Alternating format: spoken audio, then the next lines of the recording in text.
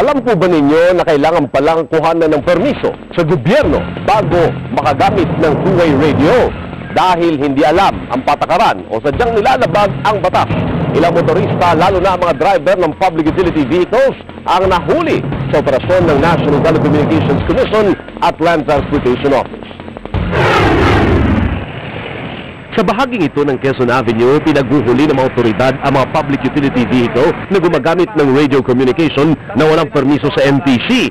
Huli ang driver na ito na kolorum din pala ang dalang sasakyan. Wala pa po. Bukod sa violation niya dahil sa radyo, may violation siya na kolorum. Lulusot pa sana ang driver na ito pero huli pa rin.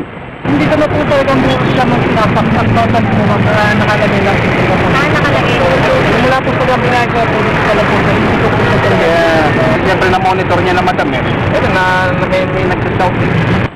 Pero bakit nga ba kailangan humingi ng permiso at ipagbawal ang paggamit ng hindi lisensyadong radio communication? Pwede man sila makapag-cause ng interference sa ibang mga network na mga legal.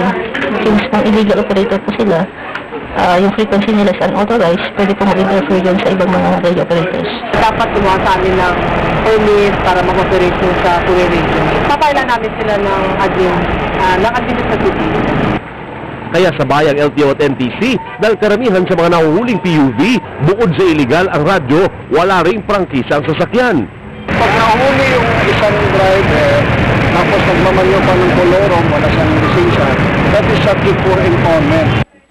Sa 16 na radyong nakumpiska, isa lang ang nagbayad ng penalty at nabawi ang unit.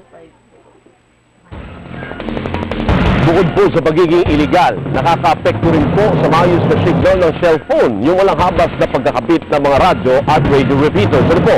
Kaya panawagan natin sa mga operator, mapapribado man o public, maging tapat na po. Pwede man po tayong mag-register sa NTC para masigurong hindi naman nakakaabala sa iba ang inyong negosyo. Sa mga